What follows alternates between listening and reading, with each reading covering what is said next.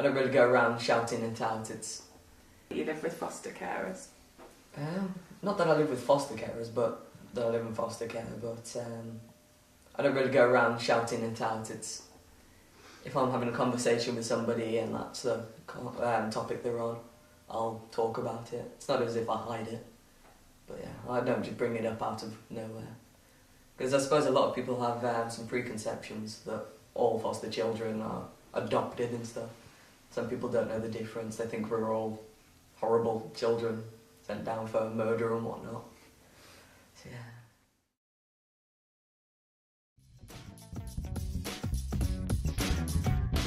Hi, I'm Jack. I'm part of a group of young people who all have experiences of being in care. We decided to make this film to address some of the myths and stereotypes that the general public seem to have about people in care. Personally, I wanted to get involved in this project because I've had both good and bad experiences of being in care. As part of this project, we took to interviewing people at the heart of the care system, such as social workers, foster carers, residential care workers, managers, and you, the general public. In doing all this, we hope to enlighten people about the facts behind the stereotypes and to dispel a point of view, which is, to be quite frank, excuse me for a minute, careless. Nice.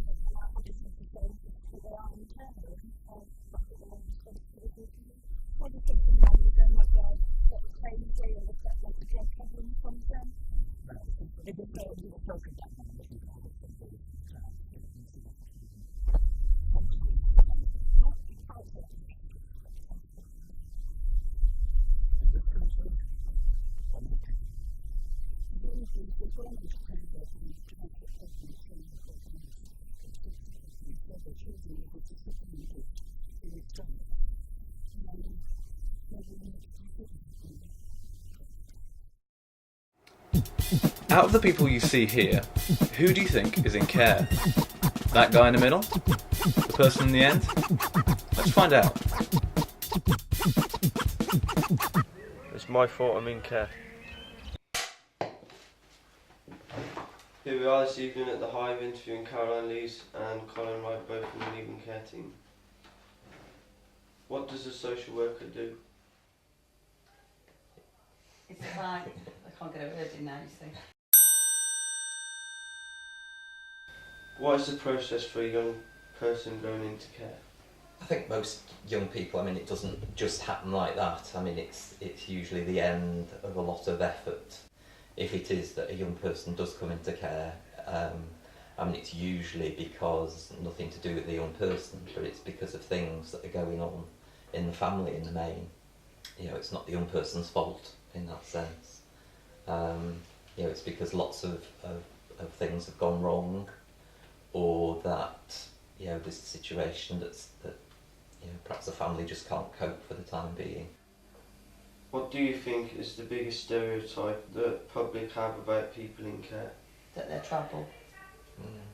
That you're in care because of something you've done wrong, and often something criminal. And I've even had people say to me, "Oh, you're young people orphans." Now it's years since I met an orphan. So people think that, and that you're going to be out drinking at night, causing trouble. And I don't think the stereotypes are too negative, but they're still there. When a young person turns 16, they are taken out of care, kicked out onto the street and left to fend for themselves. False. A young person can have the support of a social worker until they are 21 and in some cases up to or beyond the age of 25.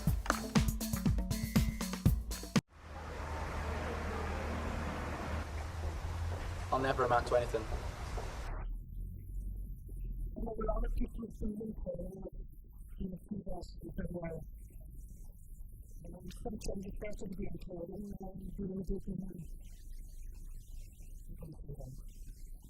in Games Park Youth Centre with Matt Smith. Hello. What assumptions do people make about being in care? What sort of things annoy you about other people's views of being in care? Do you want to do that one again? Yeah. Don't worry about Matt. That's it. We've got loads of footage. You can just record it again.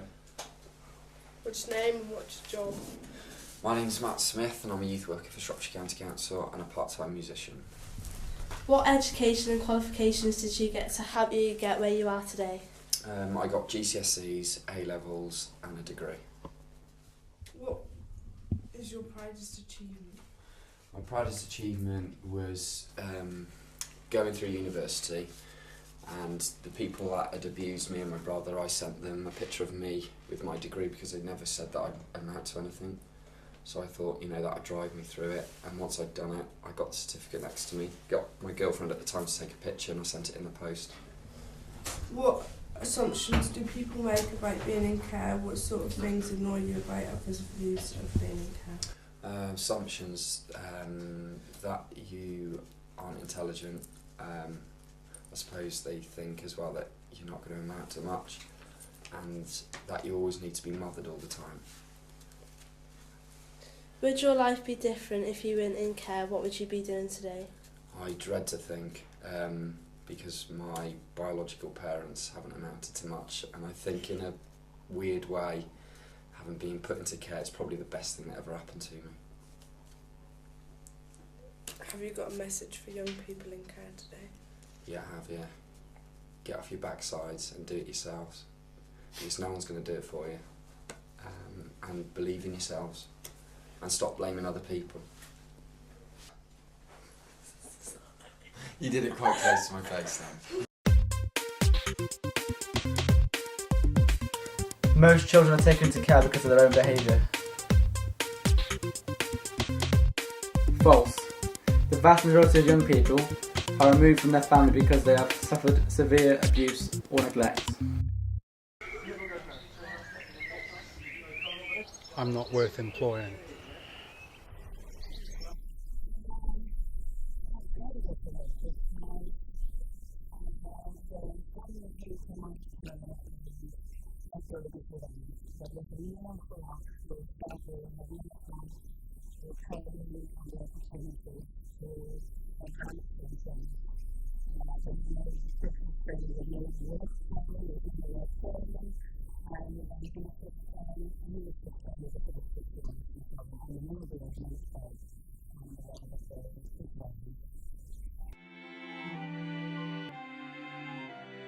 I could be a hairdresser.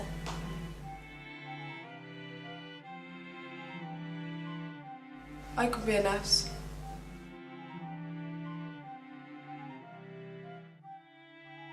I could be a gardener.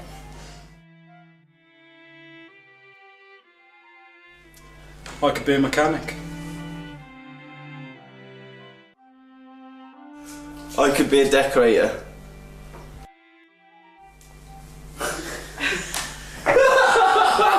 That was quality. Yeah, that's fine. Do that another time.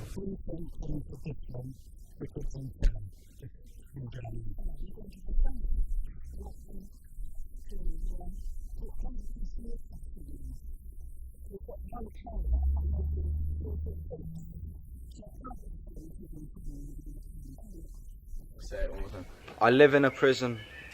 That's it. Oh, I can't help it, Jack. Imagine.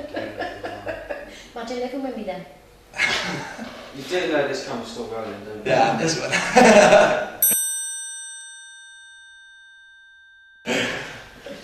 Hi, we're here today with Maria Morris to talk about foster care. She is a foster carer, so we're going to ask her some questions. First of all, what is foster care? Foster care is where you look after other people's children. It can either be long-term, short-term, or it could be for a night.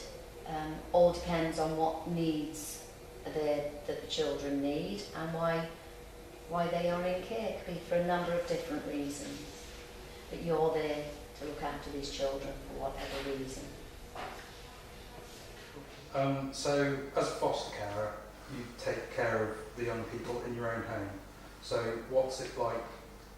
What is your house like, and what's it like to live there and have the young people living there? In the beginning, when we first started fostering, it was really strange because you have these young children, young adults coming into your house, and we're as scared as they are. You know, I used to put myself in the position of how would I feel if I was coming into somebody's house with 4 or 5 people literally sitting there staring at me. So the first thing I used to say, sort of to break the ice, was, do you want to know where the toilet is? Because I think it always helps if you know where the toilet is. And show them where their room is, and not sort of pressurising them. You know, if they want to go and sit in the room that night, that's fine. You know, you just make everything welcome. You had, I think when you came to me, I think you just needed someone to talk to, and someone to listen to you. And I think you did a lot on your own anyway. You had a mind of your own, and you knew what you wanted.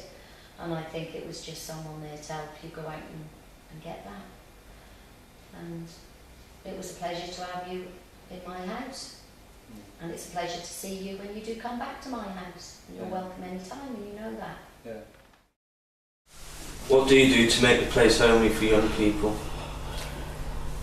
I don't know if I'd be able to say this, beg, steal and borrow. Do people know this is a children's home when they go past? I better answer that, hadn't I? Some people don't. I've worked here 29 years, and some people say, I didn't even know that was a children's home. And then you have other people, because I garden as well, say to me, oh, haven't you got a lovely garden? I haven't got a garden, but some people don't know. No, so I think that's how it should be, isn't it? Exactly. Like, it's just a house. It looks like any other house on this street. So hopefully, it's not got a big sign that everyone knows. But we have a number. It doesn't matter, does we it? have a number, like everyone else. You know, we haven't got a big sign, social services, which is. This is one of the spare rooms that basically it's empty. It's one of the comfiest rooms ever going. Because of course, it's my old bedroom. And if you want to follow me up, I'll show you. Alright there. Actually, this is the biggest room ever going in the whole house. So basically, you got the single bed, the wardrobes is going to be. What else? You got actually a nice view outside. If you can see that, the trees. Sometimes when you come in your own room, you can do what you want really. And with the notice board, literally it's like ear to ear. Basically, you can do the whole poster. That you can put boobs, sports, cars, anything you want, like Winnie the Pooh, anything like that. You can put your own pictures up, calendars. Even ask staff, you can put like a TV up there, like a flat screen, at your personal money. How is a children's home different from foster care? Well, this is one of the things. I mean, I've only got my opinion on it. A foster care is their house, their family. A residential care home is a mixture of staff of different ages, and we've made the rules and the regulations together, and we follow guidelines on them. But that's a choice that some young people like. They prefer not to live in another family because they feel that they've got their own family, and so this suits them in some ways. Do you tell people that you work in a children's home? If so, what do they think about it? Yeah, I always do, yeah, because I'm proud of my job. And a lot of the time they don't understand what a children's home is, and they'll say, oh, is it for naughty children, or is it for people who haven't got any parents? And you know, I always say, no, these kids have still got families, and I explain a little bit about what I do. Everyone here, I think, really cares about the young people that are here, and I know that sometimes kids who live here think that, oh, well, you get paid, so it's just a job, but it really isn't just a job, is it? Because there's lots of other jobs we could do. Next door neighbour. In dog walk. And more photos. There's another one there. Oh, fuck me then. Yeah. I used to be proper bald then, didn't I? Nicked your shades, didn't I? She could stay a dresser around, that's something else she had to do as well. Cut me hair. When he came in, he had hair to bed, didn't he? Yeah. He said, give me a trim, so I trimmed it. He said, go a bit shorter. So I went a bit shorter. Check Then he said, take it off. So he had hair down to his shoulders. No, I don't think it's what we got.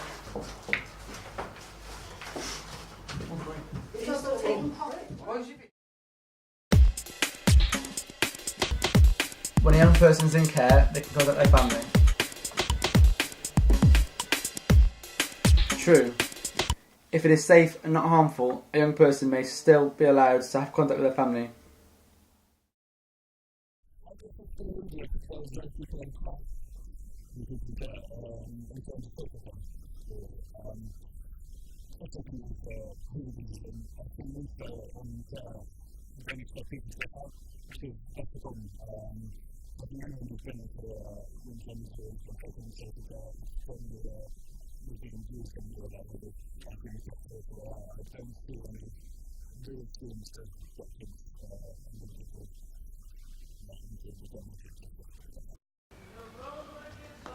I'm a troublemaker.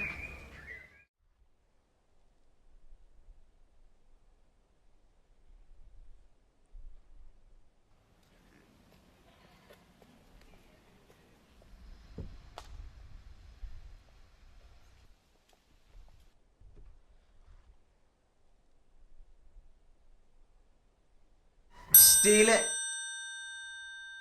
Nah. Excuse me. Got your wallet. Oh, yeah. Thanks very much. It's okay. Yeah, it's nice of me. If I wasn't in care now, I wouldn't have as many privileges and as many advantages in life that I would have at home. I think my personality's changed. I used to be literally basically cheeky, and now I respect other people, what they say and what they do. I'd say try not to buy into misconceptions. It's not like the Victorian age as an Oliver Twist, and it's not like Tracy Beaker. It's somewhere in the middle. You've just got to find out for yourself, really. My college course, I was at college for a year, and I've achieved that. If I wasn't in care, I don't know where I'd be or what I'd be doing. I'm more sociable and I get to do things I wouldn't have been able to do before. Yeah, I suppose if I hadn't have come into care, I would be a much different person. I wouldn't be as nice as I was. I wouldn't have had the education I've had. Yeah. It's much different. I live in a prison. I need your sympathy, not clever. I've got a bad work employee. I'm a charity case. It's my fault I'm in care. Or at least that's what people think.